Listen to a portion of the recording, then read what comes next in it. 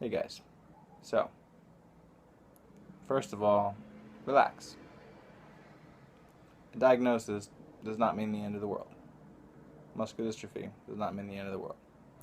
I understand that for a lot of you new parents out there, this is the scariest thing out there.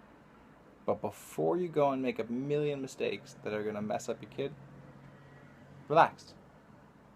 You still have a beautiful child who's going to be a gift to everyone that meets her or him. You just need to still be proud and excited and stoked because you need to be the ones to pull it through for your kids. They're going to have a hard time growing up, but you can make it awesome. How can you make it awesome? A. Make their life about fun, travel, experiences.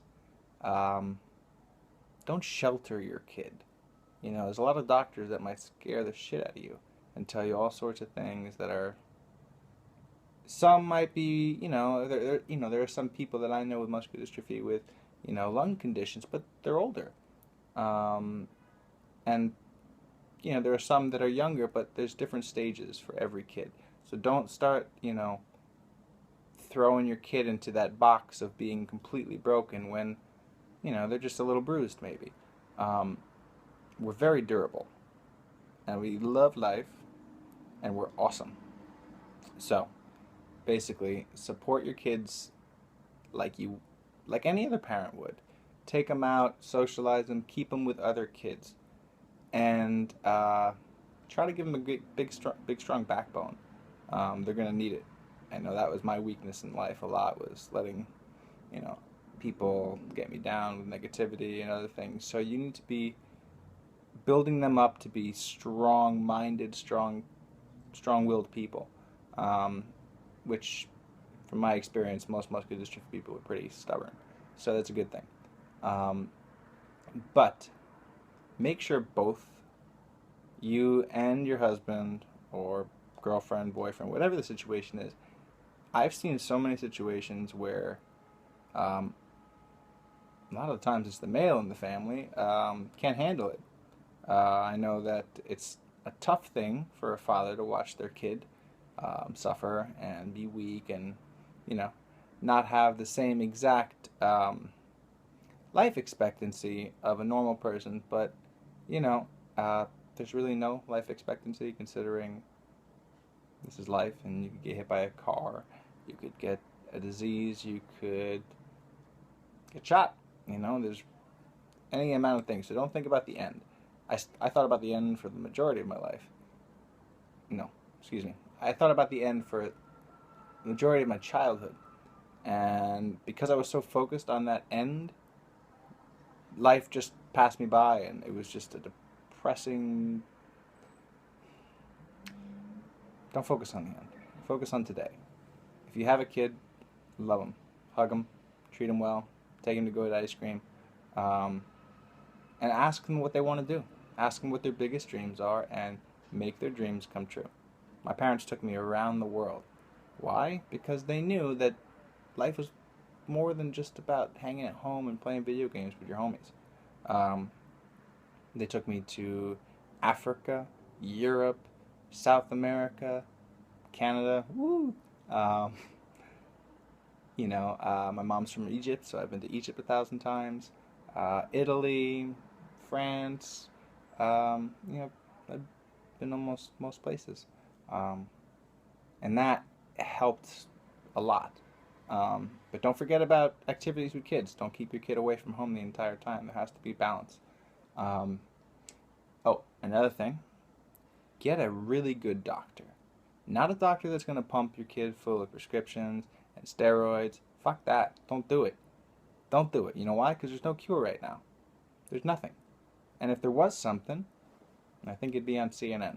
So wait till there's something great that's gone through testing.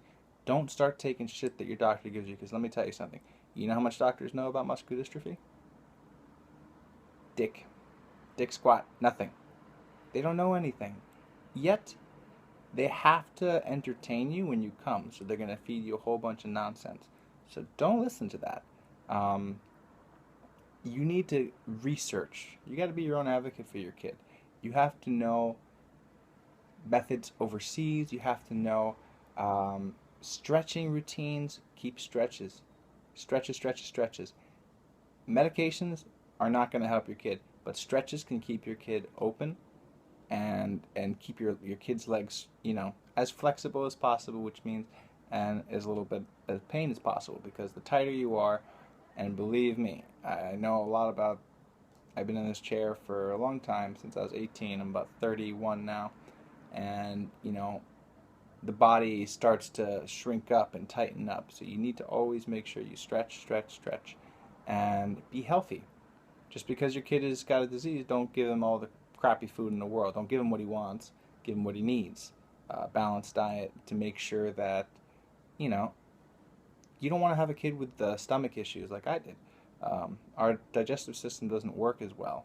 And, not always. Sometimes it's fine, but everybody is different. And you don't want to be giving your child a harder time. And I hear a lot of parents with kids that have stomach issues. So don't do that.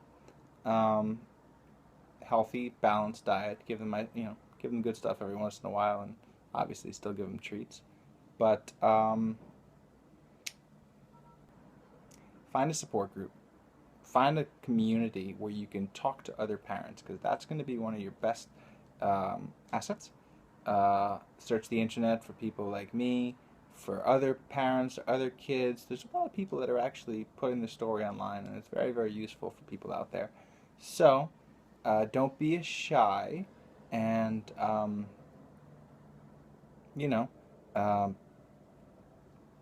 just be proud.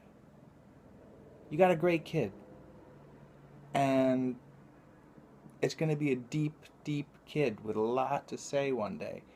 Just love them and support them, because it's scary, but you know something? What's worse for a kid growing up is hearing your parents fight. Worse than disease. Because guess what the parents are fighting about? Your disease. Or, in your mind, it's your disease.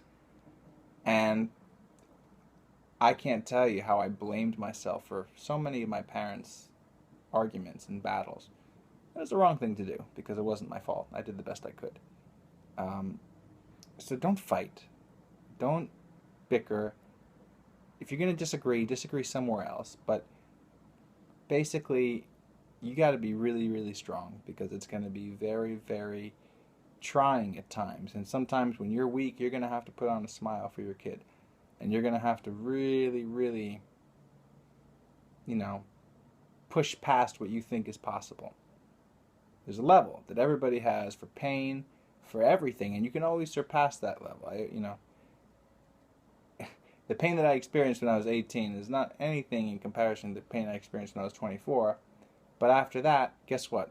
It gets easier.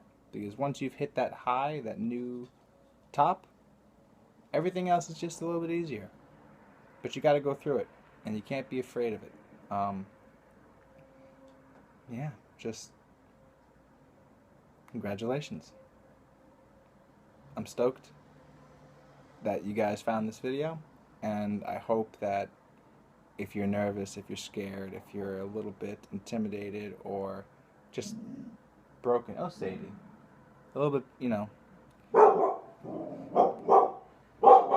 there's hope. And I'm gonna go tend to my dog, but oh yeah, get a dog. Be great for your child. All right, love you. I'm out. Peace out.